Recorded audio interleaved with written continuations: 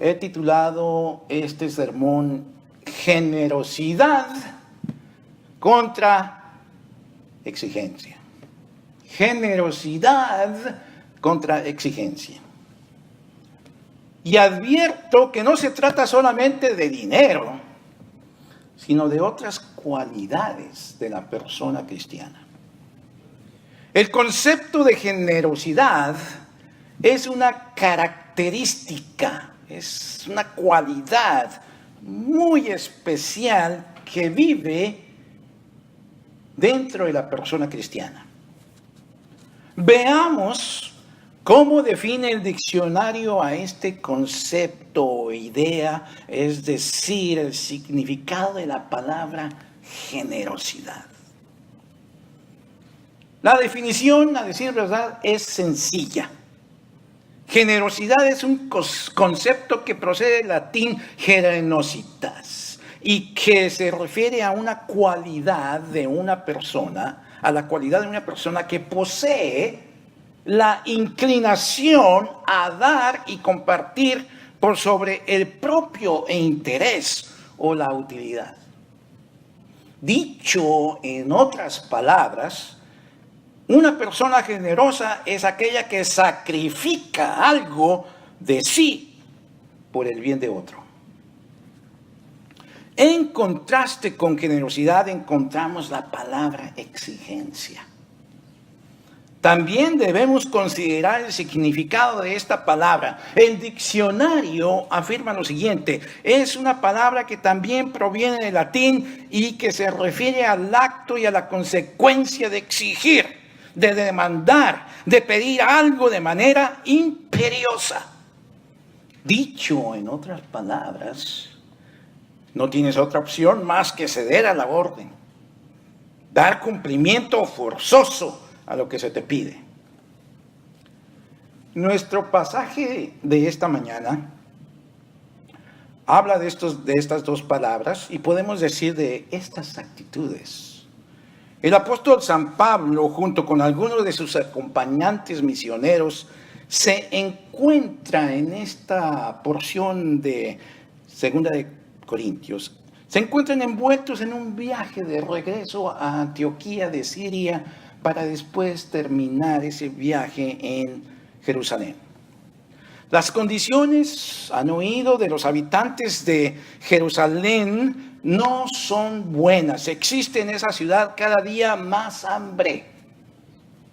Los hermanos de la iglesia de las provincias de Acaya y Macedonia han escuchado de los sufrimientos de los hermanos de la iglesia de Jerusalén y se ponen en acción para aliviar un tanto la situación de los que sufren.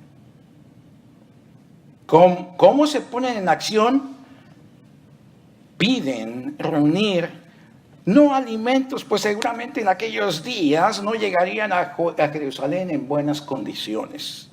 Conscientes de esto, los hermanos cristianos de aquellas provincias concluyen que es mejor levantar una colecta de dinero para hacerlo llegar a Jerusalén y sus receptores decidieran qué hacer con él. Lo más seguro era comprar alimentos en las ciudades vecinas. El apóstol Pablo es asignado junto a sus acompañantes para llevar el dinero de la colecta que se lleva a efecto por acuerdo de la mayoría de las iglesias.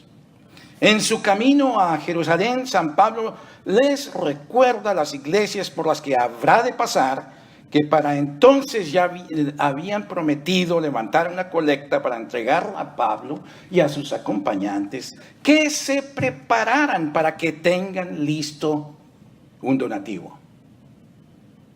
Y agrega que esperaba, porque lo había atestiguado ya por las iglesias que ya había dejado atrás, que el donativo fuera generoso. Es decir, que proviniera de corazones que estuvieran dispuestos a sacrificar algo con tal de procurar el bienestar del otro, en este caso de sus hermanos en la fe que vivían en Jerusalén. Hermanos y amigos, ¿cómo va a ser su donativo? Primero al Señor y luego a los hermanos en necesidad. El donativo de ustedes. Déjenme decirles que tenemos en nuestra propia congregación hermanos y hermanas que han sufrido, no de hambre, gracias a Dios, pero han sufrido, por decir un ejemplo, a causa de las lluvias torrenciales de hace un par de semanas. ¿Habremos de compartir con ellos un donativo generoso? Volviendo a nuestro texto, el apóstol San Pablo esperó que los hermanos cristianos dieran un donativo generoso. Es decir, que les doliera. Es decir, que se sacrificaran. O para decirlo de otra manera, que les doliera al limitarse ellos mismos en alguna forma para el beneficio de otros que seguramente no conocían en persona. El apóstol agrega que no esperaba que el donativo que dieran los hermanos lo compartieran por exigencia. Él no demandaba donativos forzosos, no les daba otro espacio más que dar, no reclamó con autoridad. Pero sí solicitó, pero sí apeló a la generosidad de los hermanos, al sacrificio, al dolor de privarse de algo con tal de que otro se beneficiara. Yo comencé este mensaje afirmando que la generosidad es una característica, una cualidad especial que vive la persona cristiana.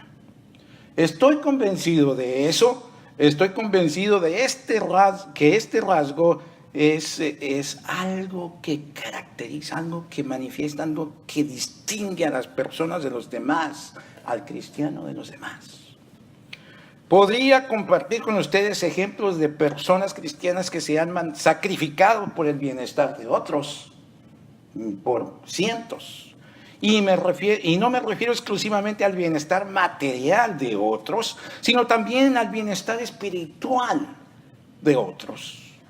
Cuando compartimos nuestras ofrendas con el Señor aquí en la iglesia, estamos diciendo con este acto de sacrificio, de un sacrificio nuestro, que valoramos mucho lo que Dios nos ha dado.